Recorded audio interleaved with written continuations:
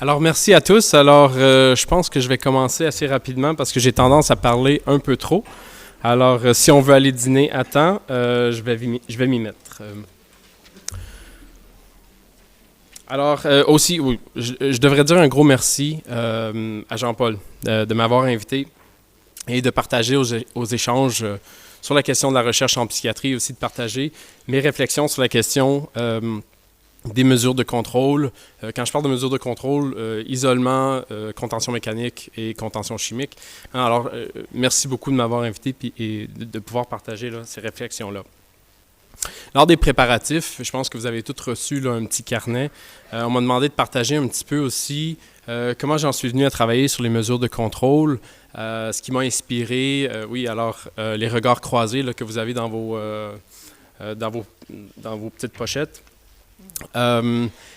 J'ai omis de parler d'une certaine chose, surtout à cause que je ne pouvais plus retrouver ma référence, mais je l'ai retrouvée avant là, de venir à la présentation. C'est une des choses qui a toujours influencé ou qui était à l'origine de mes pensées sur la question des mesures de contrôle, venait des travaux, dans le fond, de Dominique Friard, hein, qui avait écrit, dans les années 90, un livre intitulé « L'isolement en psychiatrie, séquestration ou soins ». Alors, je suis juste allé chercher, je suis retourné dans les vieux écrits. Alors, à ce moment-là, j'étais assistant de recherche je suis retourné au protocole de recherche qu'on a utilisé pour faire ressortir certains éléments auxquels on ferait référence et comment est-ce que les travaux de Dominique Friard nous ont fait penser aux interventions en psychiatrie. Alors, en parlant de l'utilisation de la salle d'isolement, mon interprétation des travaux de Dominique Friard évoque tant la vulnérabilité des personnes avec qui nous travaillons, tout en remettant en question les actes que nous posons et qualifions de caritatifs. Alors, ces concepts de vulnérabilité et de droit ont toujours été en arrière-pensée pour me faire réaliser en quoi nos pratiques peuvent, dans certains cas, être violentes. Une certaine violence que l'on finit par justifier dans nos actes de soins. Trop souvent encore, la psychiatrie fait les manchettes pour ses pratiques controversées aux effets potentiellement nocifs et qui remettent en question les droits des personnes aux prises avec un problème de santé mentale.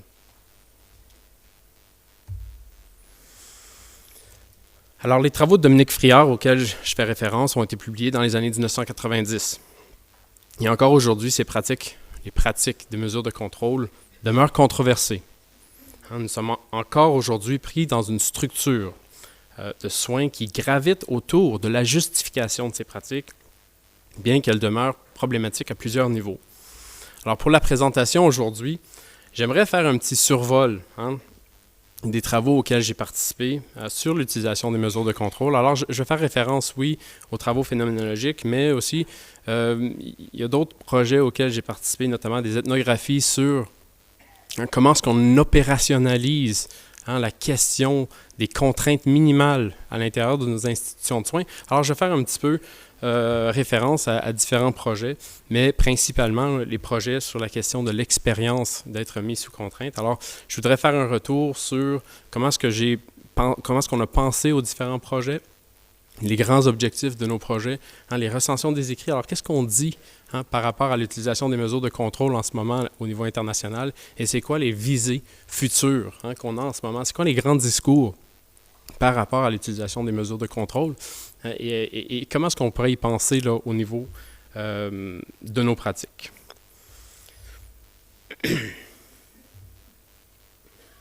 Je voudrais aussi juste faire un petit à côté par rapport à mes recherches.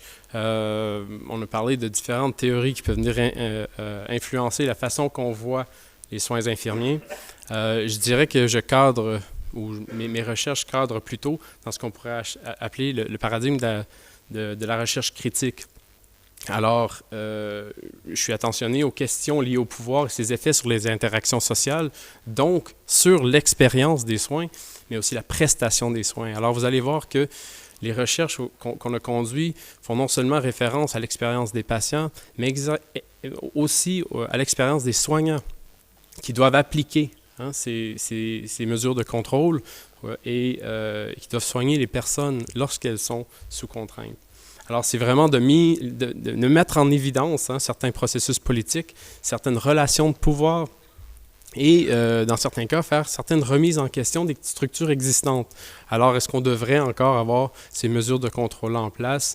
Oui ou non? Sinon, comment est-ce qu'on peut y penser différemment? Comment est-ce qu'on peut penser notre pratique différemment pour faire avancer nos pratiques en psychiatrie? Alors, juste un petit aperçu, là, les recherches au cours des 10 dernières années qu'on a mis en place sur l'expérience des mesures de contrôle. On en a fait une dans un hôpital qu'on appelle en psychiatrie légale, avec 13 patients, 13 membres du personnel infirmier. On en a fait une également. Et celle-là, c'était sur l'isolement. On a aussi fait une recherche sur les contentions mécaniques. Et ça, c'était dans un hôpital de soins aigus qui avait aussi une composante urgence, donc une urgence psychiatrique. Et nous avions aussi, on vient de compléter là, une recherche sur la contention chimique qui a été également faite en psychiatrie légale. Et on n'a pas encore publié d'article sur le sujet, mais ça s'en vient. Là, on est en train de terminer le projet complètement. Si on regarde là, à travers les différents projets comme tels, il y avait quand même des objectifs qui étaient communs à tous. Alors bien sûr, c'était d'avoir accès aux expériences vécues de l'utilisation des mesures de contrôle, donner une voix aux personnes qui en font l'expérience. Puis je ne parle pas ici de parler pour, mais de tenter de donner une voix. Donc pour que les personnes... Alors nous autres, ici le projet de recherche, c'était nous qui allait chercher les expériences, mais de plus en plus, là, comme on l'a dit un petit peu ce matin, de plus en plus, on tente d'inclure les personnes utilisatrices de services dans nos projets. Notamment, on a un projet là, qui débute sous peu sur la question de l'activité physique et de la santé mentale, quand on parle d'alternatives qu'on pourrait essayer d'introduire dans nos pratiques de soins. Et sur le projet qu'on a, dans le fond, on a des personnes qui sont utilisatrices et qui font de l'activité physique, qui viennent influencer comment est-ce qu'on peut penser et analyser nos données. Alors, sur ça, je voulais juste faire une petite parenthèse. Et bien sûr aussi comprendre les processus subjectifs et le sens de cette expérience, de ces expériences, lors de la mise sous contrainte. Alors, je vais commencer avec un petit peu un survol là, du protocole. Comme ça, je vous donne une idée d'où vient là, la question des mesures de contrôle. Alors, au Canada et ailleurs, différentes lois en matière de santé mentale permettent de façon exceptionnelle de priver temporairement une personne de sa liberté et ou d'appliquer des mesures de contrôle de force, dans la mesure où cette personne représente un danger pour elle-même ou pour autrui. Or, l'application de ces lois par différents intervenants du système socio-sanitaire, incluant les infirmières, n'est pas sans difficulté. Plusieurs notent d'ailleurs un manque de cohérence et une grande variabilité entre les lois sur la protection des personnes dont l'état mental présente un danger pour elles-mêmes ou pour autrui et leur application respective sur le terrain. Au Québec, par exemple, on note tout particulièrement un manque de cohérence et une grande variabilité au niveau de l'interprétation de la notion de dangerosité sur laquelle l'application des mesures d'exception repose. Ainsi, bien que les balises légales viennent encadrer le recours aux mesures de contrôle, on note que le processus par lequel une personne est identifiée comme étant dangereuse ou non résulte d'une appréciation variable du risque et du danger qu'elle présente pour elle-même ou pour autrui. Alors ici, je fais référence aux travaux de Frank Furedi, qui a travaillé sur la notion de culture et de peur, et soulève que ce processus relève de construction sociale. Alors le processus d'identifier quelqu'un comme étant dangereux vient de construction sociale et normes culturelles qui dictent ce qui est considéré comme étant un comportement dangereux et comment y répondre.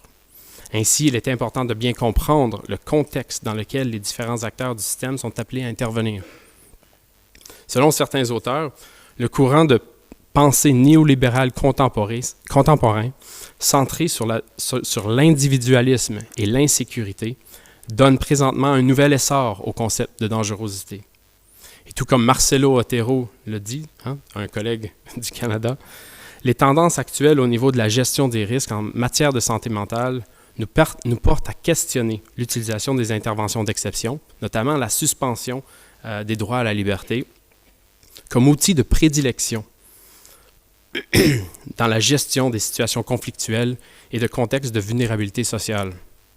Dès lors, associé au concept de dangerosité, est un double mouvement de judiciarisation des personnes aux prises avec un problème de santé mentale et la notion de traitement, qui permet d'utiliser le dispositif psychiatrique comme outil de sécurité. Si la psychiatrie et le contrôle social semblent être des éléments indissociables au cours de l'histoire, ici je fais référence aux travaux de Foucault, souvent, et de Goffman, l'actualisation des pratiques sécuritaires et leur justification thérapeutique par l'entremise de la psychiatrie et du concept de dangerosité semble être symptomatique de nouvelles tendances contemporaines. Alors, en plus, si on note une certaine, ou en plus de la variabilité au niveau de l'appréciation du danger qu'une personne pose pour elle-même ou pour autrui, on note également une variabilité dans l'application des pratiques dites moins contraignantes. Alors, d'un milieu à l'autre, on voit certaines variabilités dans comment est-ce qu'on pense et on opérationnise la question des pratiques moins contraignantes. Et c'est ça, j'ai aussi une ethnographie en ce moment qui touche exactement ça. Comment est-ce qu'on fait en sorte que dans un établissement, par rapport à un autre, la contrainte minimale est conceptualisée et appliquée différemment. Alors pourquoi est-ce que dans un établissement, c'est correct d'utiliser la salle d'isolement et 10 km plus loin, dans un autre établissement, il n'y a aucune salle d'isolement et on préconise les contraintes mécaniques. Alors, on est en train d'explorer ça également en ce moment.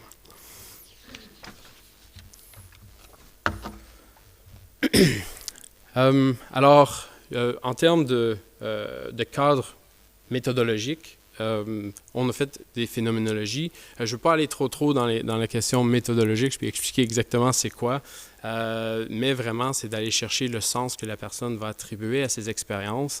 J'ai fait un petit schéma tantôt pour vous montrer un petit peu comment est-ce qu'on conceptualise l'analyse. Mais je vous dirais que l'IPA qu'on a utilisé, ce que ça a permis, c'est de passer au-delà de la description.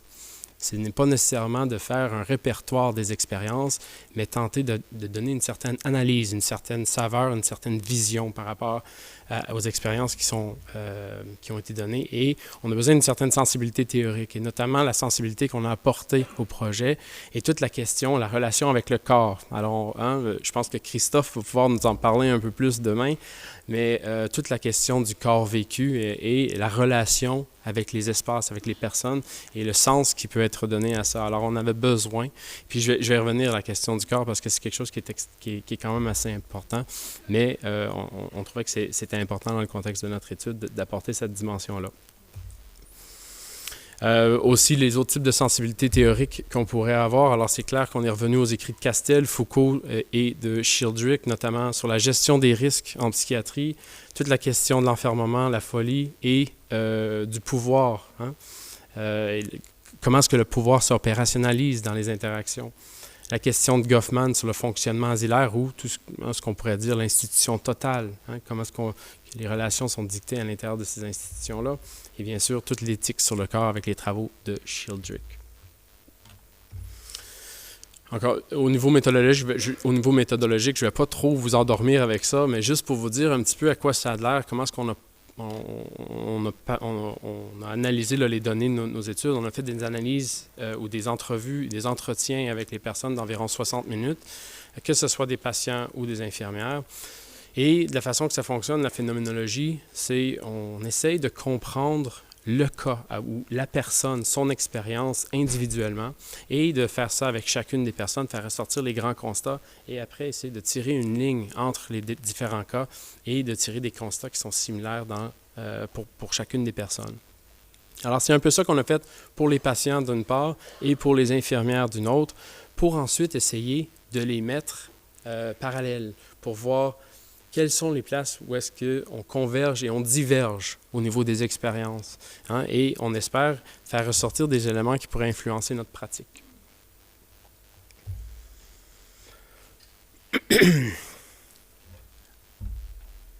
OK.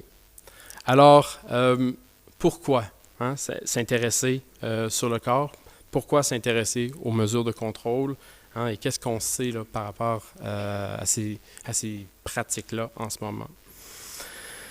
Alors, je vais essayer de parler du corps, puis après ça, je vais parler un petit peu des recensions des écrits. Alors, qu'est-ce qu'on sait en ce moment là à travers le monde? Qu'est-ce qui est dit par rapport aux mesures de contrôle?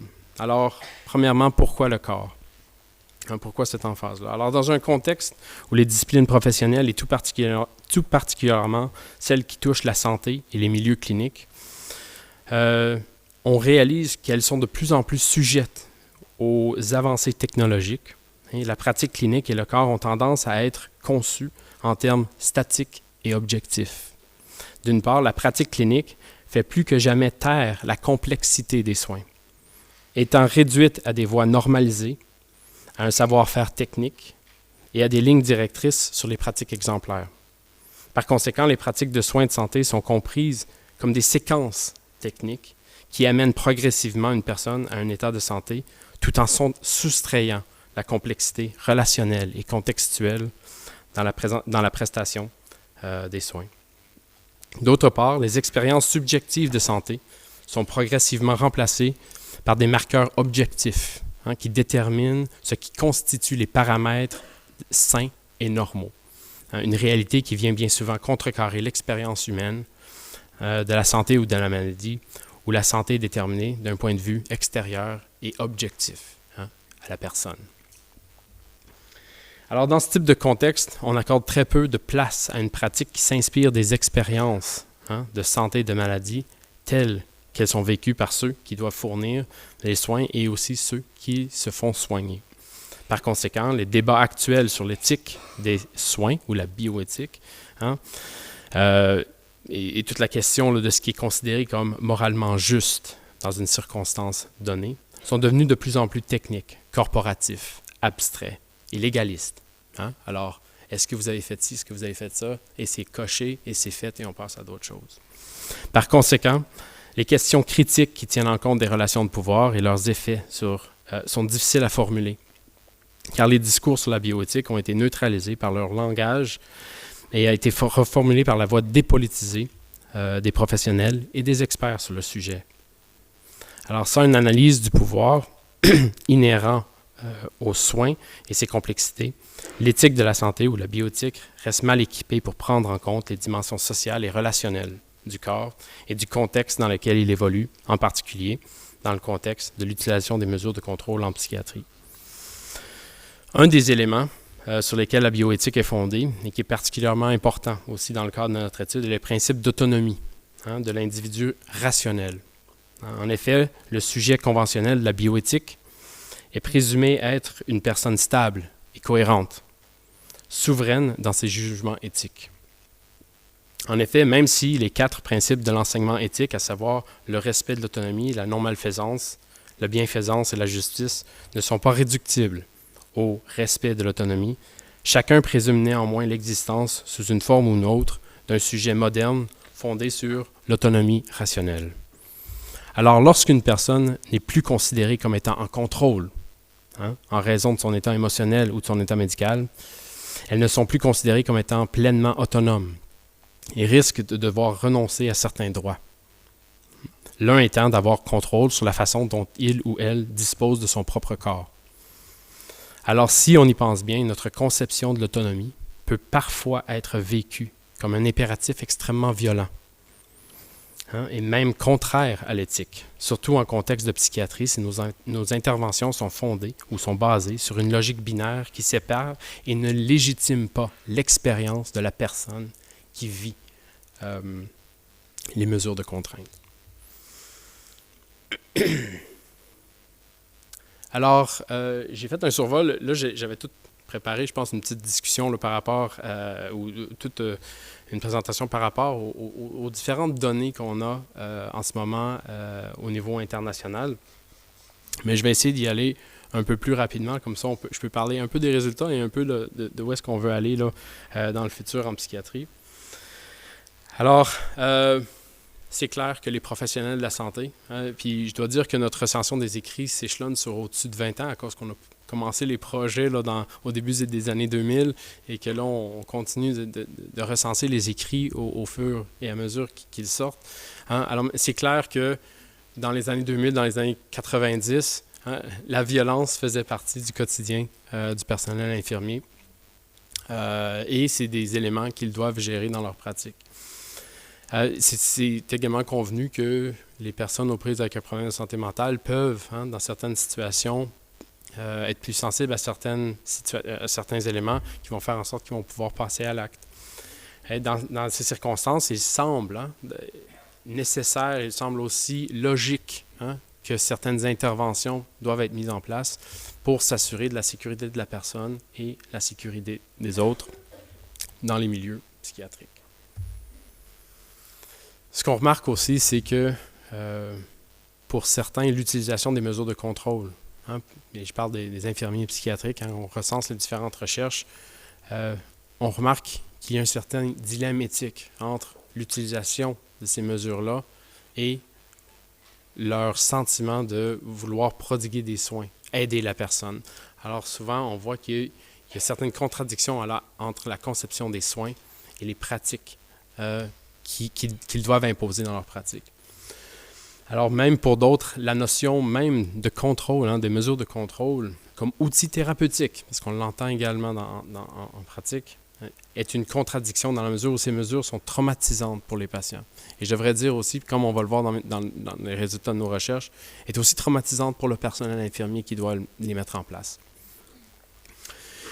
Lorsqu'on regarde aussi les différentes analyses ou les différentes recensions qui sont présentes sur l'expérience, il n'y en a pas beaucoup, mais qui sont présentes sur l'expérience des patients, on voit également qu'il y a un fossé qui est créé. On a beaucoup de données sur les professionnels de la santé, ou un grand nombre de données sur les professionnels de la santé. On a un peu moins de données sur l'expérience des patients. Alors ça commence à ressortir, et on commence à les impliquer un peu plus dans le processus de recherche, mais on voit qu'il y a un fossé. Il y a un fossé qui fait en sorte qu'on continue de justifier nécessairement ces pratiques-là sans nécessairement avoir le ballon des expériences. Je vais vous présenter aussi un petit peu dans ma région.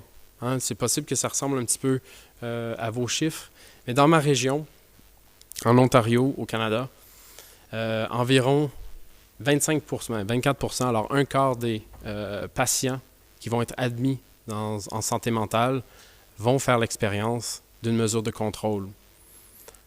Et dans une grande proportion de ces interventions-là, on va utiliser la médication de force également. Lorsqu'on regarde aussi les différents écrits, on voit aussi qu'il y a 3 principales raisons pour lesquelles les mesures de contrôle sont présentement utilisées.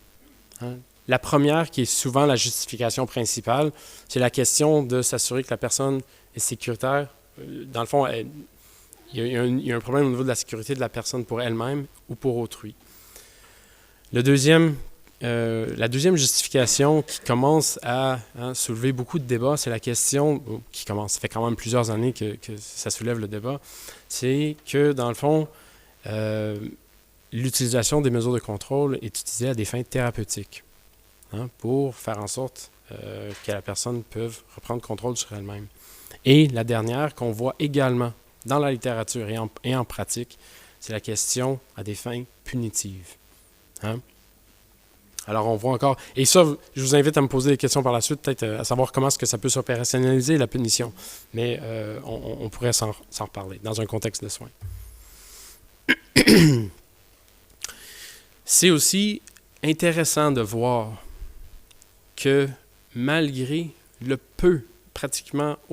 presque pas de recherche qui démontre l'efficacité de ces pratiques, de ces mesures de contrôle-là, au niveau thérapeutique ou autre, on continue de les utiliser en outrance. Et bien sûr, très peu de recherche sur la question expérientielle. De plus en plus, il y a des initiatives. Peut-être que vous en avez entendu parler dans différents contextes. Il y a beaucoup d'initiatives en ce moment qui essayent de faire en sorte qu'on se déplace sur ce que j'appelle la vision abolitionniste des mesures de contrôle. Et il y a différents programmes, notamment le programme Restraint Alors, Restraint Yourself, qui dans le fond, dans son titre, dit comment se contenir soi-même. Alors, essayer de penser à nos actes là, avant de les mettre en place. Et qui découle d'un programme des États-Unis, dans le fond, qui s'appelle, dans le fond, les 6 domaines d'action, que je vais présenter un petit peu plus tard, parce que j'aimerais ça juste vous présenter une petite analyse de cas de la Nouvelle-Zélande, qui a fait un 180 dans sa vision de l'utilisation des mesures de contrôle et de l'application en clinique. Et aussi tout ce qui est sorti là, du Royaume-Uni, qui s'appelle Safe Words, alors des unités... Je ne sais pas si c'est la bonne traduction, mais sécuritaire, parce que sécuritaire, c'est beaucoup plus vers la notion, là, je dirais plutôt psycholégale. Alors, c'est juste pour dire qu'il y a des différents modèles qui ont été mis de l'avant pour essayer de diminuer, sinon possiblement éradiquer, abolir l'utilisation des mesures de contrôle dans nos milieux de soins. Et je dois dire que ce qui ressort en ce moment, c'est pas nécessairement les caractéristiques reliées au patient. Il y en a. Il y a des caractéristiques reliées au patient qui font en sorte qu'il pourrait avoir un potentiel de violence plus grand et l'utilisation de mesures de contrôle. Mais ce qu'on voit beaucoup plus ressortir, c'est toutes des questions organisationnelles. Puis ça, on le sait depuis longtemps. C'est juste que là, on dirait que ça commence à se formaliser. Toute la question des ratios infirmiers-patients. Toute la question des ressources qui sont disponibles pour être capable de mettre en place d'autres types d'interventions avant que des crises ou des actes de violence puissent avoir lieu. Alors, toute la question en ce moment la thérapie sensorielle, je dis thérapie, mais des modules sur les sensibilités sensorielles qui commencent à avoir beaucoup plus, ou qui attirent beaucoup plus l'attention et qui sont mis en place sur les différentes unités. Alors ici, je faisais juste référence ici là, une étude qui a été faite en Nouvelle-Zélande comme telle et qui démontre ça également. Il y en a aussi en Australie beaucoup qui ont été faites. C'est tout. On voit qu'il y a une importance, puis je reviens peut-être à ce que Philippe Delmas a dit un peu plus tard, toute la question de la relation thérapeutique. Ici, peut-être qu'elle n'est pas prise en compte. C'est toute la question, est-ce que vous avez bien piqué quelqu'un? Et on ne prend pas en compte nécessairement la relation thérapeutique. Mais on commence à voir dans les écrits que c'est central. Alors, il faut s'attarder à la question de la relation si on veut faire avancer les choses en matière d'utilisation de mesures de contrôle. Encore une fois, juste quelques données ici. Il y a une grosse étude qui a été faite au niveau de l'Australie par une collègue, Muir Cochrane, il manque un U là, dans son nom. Et il y a une vaste étude et après ça, une recherche qui a été faite également pour voir si ces modèles-là de Restraint Yourself, les 6 domaines d'action ou Safe Words fonctionnent. Et ce qu'ils ont vu, c'est que tout département confondu, lorsqu'ils ont mis en pratique ces différents modèles-là, on voit des réductions de l'utilisation de certaines mesures de contrôle jusqu'à en moyenne de 22%. Mais on voit aussi qu'il y a une variabilité entre les secteurs. Alors, il y en a qui peuvent descendre d'environ 60% et d'autres beaucoup moins à 8%. Là, j'ai juste fait ressortir, je peux passer rapidement, mais j'ai juste fait ressortir un peu les défis qui ont été relevés ou les défis à relever qui ont été recensés par des collègues dans la littérature. Alors, c'est pas nécessairement moi qui fais tous ces constats-là, mais il y a eu des recensions d'écrits qui ont consulté les infirmières, qui ont consulté les patients, les cadres et tout, pour voir quels sont les défis à relever. Et puis, ça revient un petit peu à ce que je viens de dire tantôt, toutes les questions de ressources qui sont insuffisantes, des préoccupations constantes par rapport à la sécurité et le devoir de soins. Alors, je suis infirmier moi aussi, toute la question de quand quelqu'un est en crise en avant de vous et il y a quelque chose qui se passe, le devoir d'agir, le sentiment de devoir intervenir et de faire quelque chose. Puis on se le rationalise de différentes façons, mais c'est le besoin d'avoir un environnement sécuritaire pour soi, pour les patients et pour les collègues également. Des possibilités de développement, de compétences, de pratiques pour le personnel. On voit qu'il y a manque d'opportunités de formation ou de formation qui sont utiles pour gérer les mesures ou l'utilisation des mesures de contrôle. Implication de la famille et des patients, bien sûr. On voit que c'est pas fait de façon systématique. Alors, mais de plus en plus, on dit qu'il faut aller chercher ces perspectives-là, si on veut être capable de bien agir. Il y a aussi des conflits entre le personnel comme tel en termes d'approche. On voit que la pratique est souvent en silo.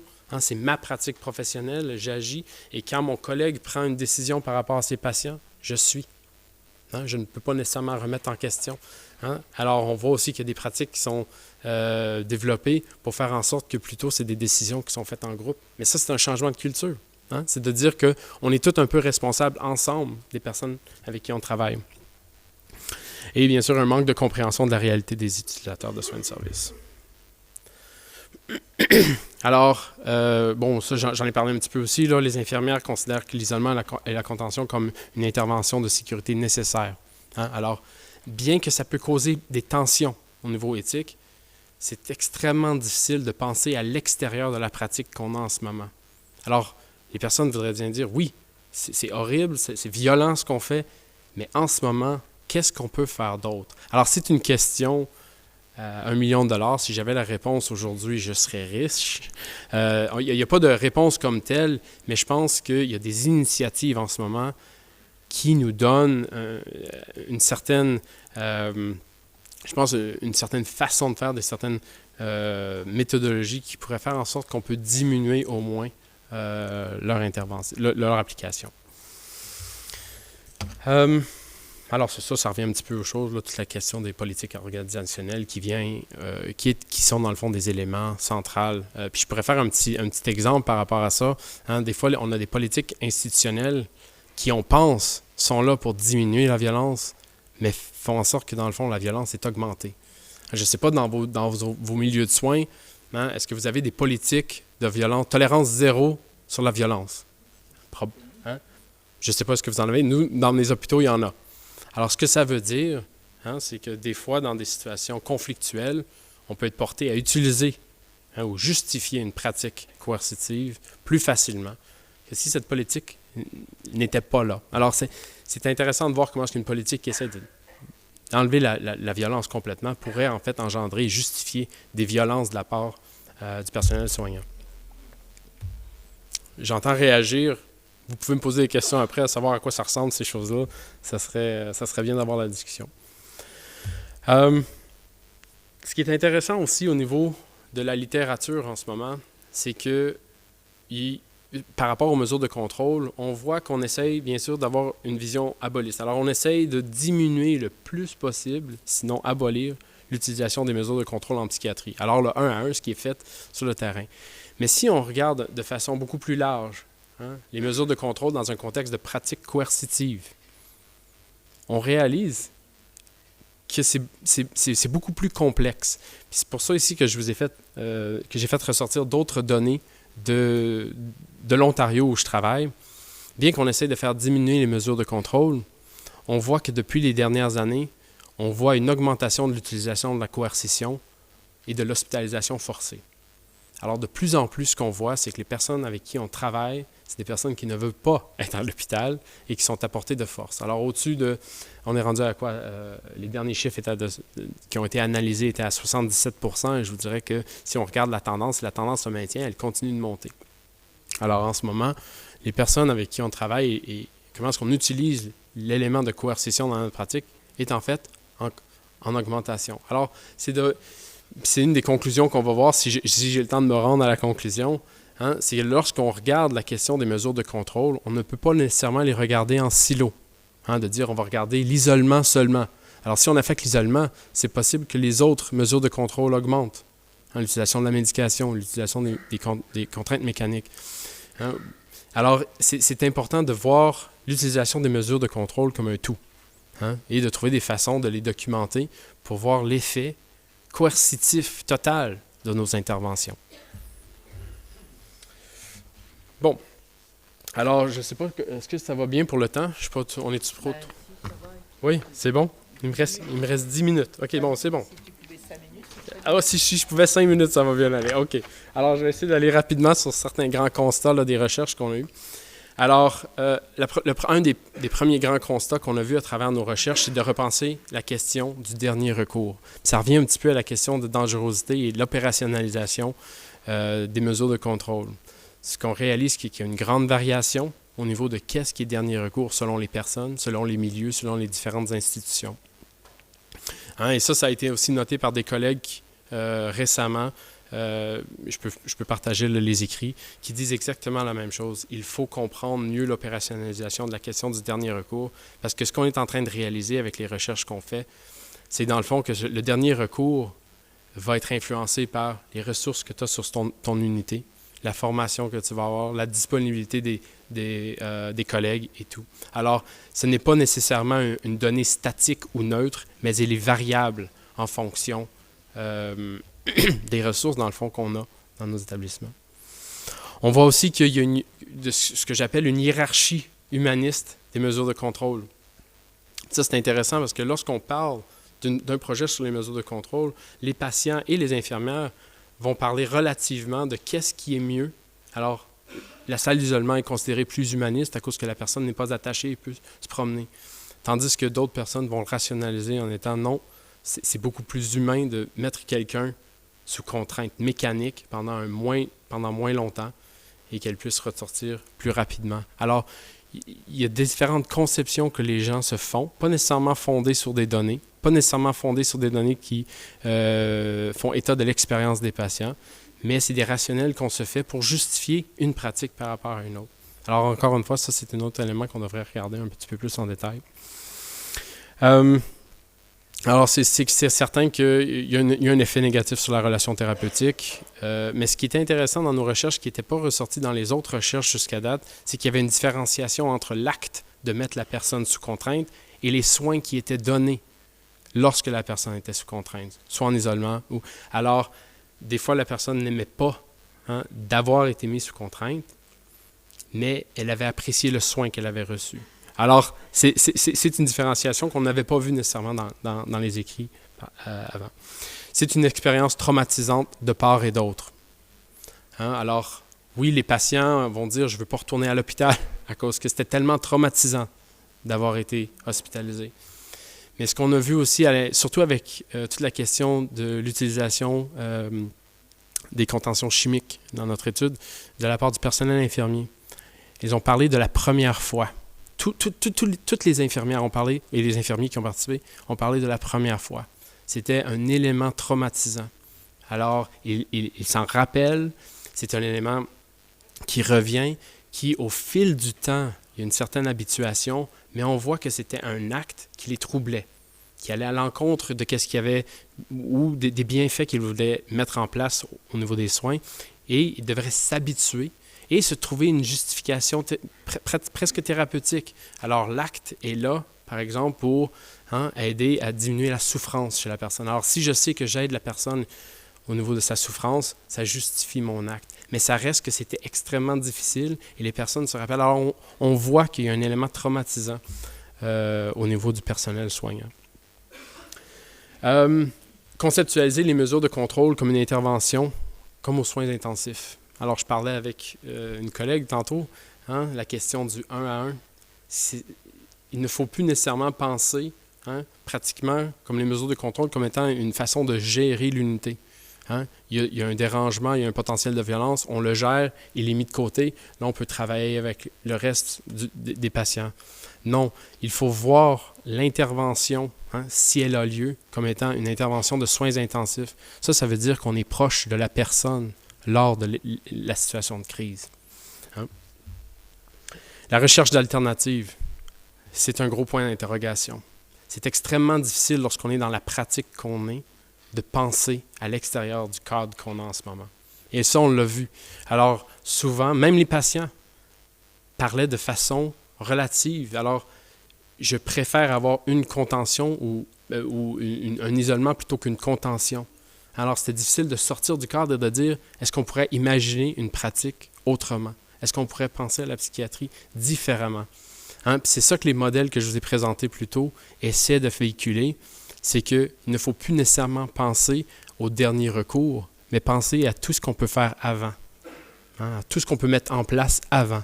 Et une des choses hein, c'est tous les modules sensoriels, hein, qu'on essaie de développer pour faire en sorte que la personne peut gérer une situation conflictuelle, une situation de façon, on va dire, positive. Hein. Donc, ça ne va pas nécessairement passer à un acte violent ou potentiellement violent qui va être maîtrisé. Hein? Oui, j'ai presque fini. Alors, je voulais juste aussi dire, l'espace de visibilité, il y a aussi un effet, hein, on le sait, presque dissuasif ou disciplinaire au fait que les patients, ça venait des patients qui expliquaient qu'il y avait un sens qui était donné aux salles d'isolement, ou un sens qui était donné de voir sur des lits de façon constante, hein, les contraintes mécaniques, et qu'à tout moment, ils pouvaient, à un certain moment, être utilisés contre elle. Alors, on voyait que toute la question de l'espace, la conception de l'espace, comment est-ce qu'on utilise ces mécanismes-là, ces mesures-là, viennent influencer comment est-ce que les personnes vivent leur hospitalisation. Alors, je ne vais pas nécessairement aller dans tous les différents les autres constats. Je vous invite à me poser des questions. Je sais qu'on est vers la fin, mais il y a eu des éléments ou des expériences qui ont été vécues en Allemagne où on a complètement enlevé l'utilisation des mesures de contrôle, pas des mesures de contrôle, de l'utilisation de la médication forcée pendant un certain montant de temps. Il y a aussi des positions au niveau des Nations Unies qui ont été faites, qui ont été contestées, mais qui ont fait avancer la critique des mesures de contrôle au niveau international. Et bien sûr, je peux parler un petit peu du cas de la Nouvelle-Zélande si vous me posez en question. Oui, c'est ça. Alors, Jean-Paul, je pense qu'il va me qui, dans le fond, a fait un 180 là, au niveau de l'utilisation des mesures de contrôle. Alors, j'aurais pu en dire un peu plus. Je suis désolé, mais c'est ça. Merci beaucoup. Merci. Oh, pardon. Alors, merci beaucoup. Et je vois qu'il y a une question, mais juste moi, je vais me permettre, m'autoriser à en poser une, même si je n'attends pas de réponse. On va vous donner la parole, monsieur. On va vous la donner. J'attends pas de réponse, hein, donc comme ça, ça va permettre à l'autre personne de poser la question. Je suis toujours interpellée sur la notion de violence, sur son utilisation. Et alors, bien sûr que le concept de violence zéro m'interpelle encore plus. Pourquoi ? Parce que dans violence, il y a vie, et étymologiquement, le mot violence, qui vient du verbe vivre, signifie ou renvoie à la notion de force vitale. Et du coup, si vous voulez, je suis toujours interpellée sur la tension, sur le rapport dialectique qu'il peut y avoir entre violence et indifférence. Voilà. Mais c'est juste parce que c'est quelque chose qui me tient à cœur. Je comprends tout à fait, mais du coup, je me dis jusqu'où on va par rapport à la zéro violence, avec le risque pour moi d'indifférence, mais en rappelant que dans violence, il y a vraiment étymologiquement cette notion de force vitale. Je vais donner la parole au monsieur qui... Est-ce que vous voulez que je réponde à quelque chose, non? On va... Si. Parce que j'ai une réponse, mais c'est bon. Si, bien évidemment, mais comme on n'avait dit qu'une seule question, okay. Et que du coup j'ai un peu utilisé de ma posture pour poser la mienne, je ne voudrais pas empêcher la question du monsieur, et après... Ça va? Une réponse parfait. Voilà, donc comme nous sommes agréés auprès du ministère de la Santé, donc par la FNAPSI, donc j'ai été hospitalisé entre 72 et 78 à l'hôpital de Bourg-en-Bresse. Donc il y avait l'hôpital Saint-Georges, l'hôpital Sainte-Madeleine. Ça s'est bien passé après plusieurs séjours. Donc voilà, mon beau-frère...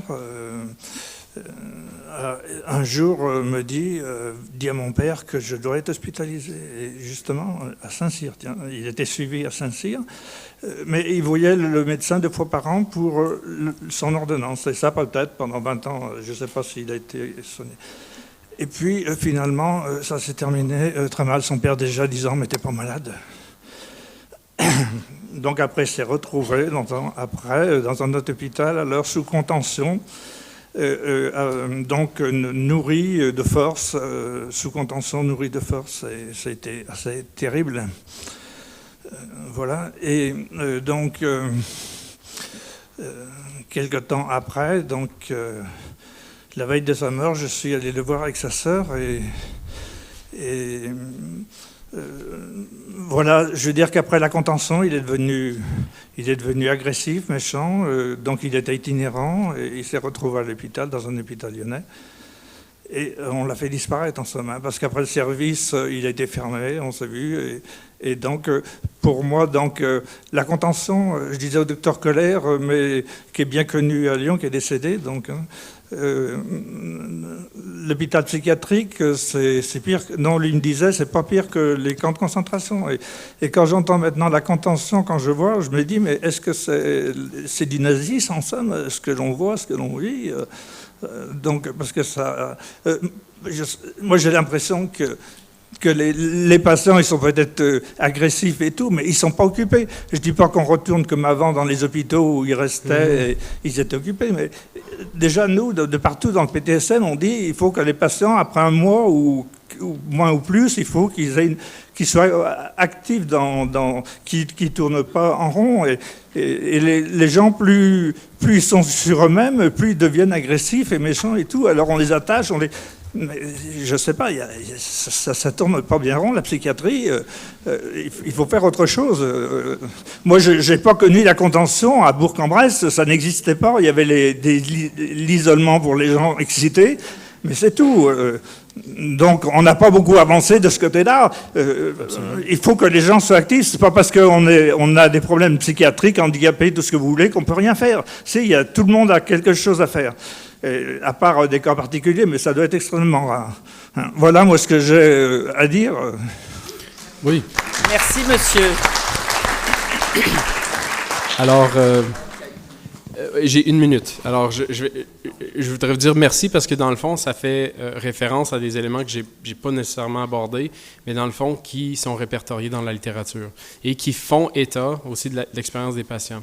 Notamment ce que vous avez dit, être occupé.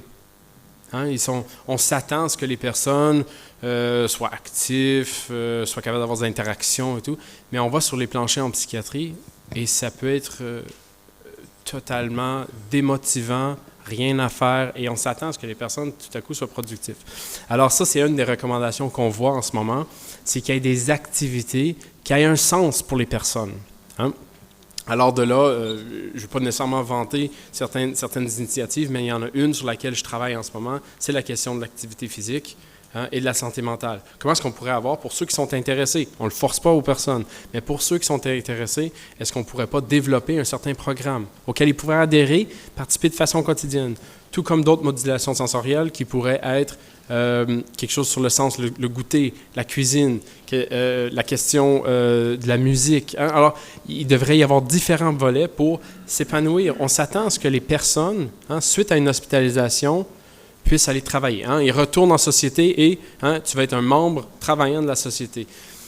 On saute plein d'étapes.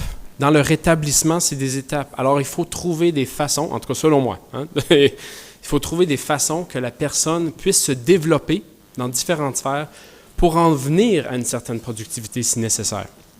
Hein? Alors, il faut arrêter de penser que c'est un lien direct, la personne est bien, elle n'est plus hospitalisée. Non, il faut le voir sur un continuum de rétablissement et c'est des nouvelles visions qui sont mises en place et qu'on devrait soutenir. Alors, merci beaucoup pour votre intervention. Dans le fond, c'était ce qui ressort là, de beaucoup des éléments là, qu'on voit en recherche. Merci. Merci. Oui. Alors, c'est tout? Oui, merci Jean-François. Alors, je vous invite à venir me voir. Je pense que j'aurais pu en parler beaucoup plus, mais merci beaucoup là, de m'avoir invité là, et de partager mes expériences. Merci.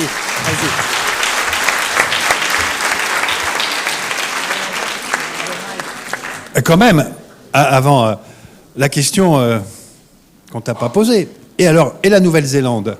Parce que je sais que tu as des contacts avec nos amis néo-zélandais et la particularité de la Nouvelle-Zélande, c'est qu'elle s'est inscrite dans une perspective abolitionniste en 2018 pour une échéance 2020. Et donc, effectivement, les pays européens, à part l'Islande, il n'y a pas, ou sur quelques recours à mettre des mesures de contrôle, il y a des perspectives abolitionnistes, mais dans l'ensemble, c'est des perspectives très majoritairement de moindre de recours et de réduction. Donc, sur la Nouvelle-Zélande, c'est vraiment un virage à 180 degrés. En France, il y avait des endroits où il n'y avait pas à la rade. Oui.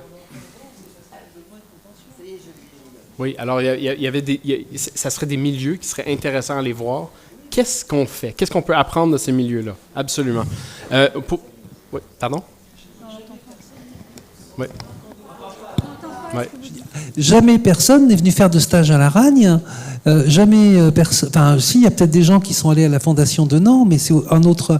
À Malévo, c'était aussi un endroit où il n'y avait pas d'isolement ni de contention. En tout cas, la dernière fois, j'y suis allé. Mais ces lieux n'ont pas été repérés. On n'est pas allé se dire comment ils font, qu'est-ce qu'on peut tirer. Oui, alors selon moi, c'est des milieux où on a tenté de créer des interactions au niveau horizontal. Alors, plutôt de créer des structures hiérarchiques, c'est d'essayer de créer des structures horizontales de soins. J'ai tenté de venir en France un peu plus tôt. Mes avions ont été retardés, mais le but pour moi était aussi d'aller voir la Borde. Voir un peu le fonctionnement. Alors, j'en ai entendu parler, c'est un peu mythique dans ma tête, mais j'ai pas eu la chance d'aller les voir à cause que mon avion est arrivé 2 heures en retard, pas 2 heures, 2 jours en retard. Mais oui, on devrait s'inspirer des meilleures pratiques en ce moment aux endroits où il n'y en a pas. Alors, qu'est-ce qu'ils font? Qu'est-ce qui fait en sorte qu'on peut développer des pratiques qui évitent l'utilisation des mesures de contrôle? Pour la question de la Nouvelle-Zélande, lorsqu'on a eu la discussion, et on m'a posé la question, mais Jean-Daniel, qu'en est-il de la question abolitionniste? Alors, il y avait une position étatique. Alors, la Nouvelle-Zélande, pas un hôpital, la Nouvelle-Zélande a dit qu'en 2020, on n'aura plus d'isolement. Alors, c'était une position. Ce qui est écrit en petit à côté, c'est aussi que, dans le fond, c'était pas juste l'isolement.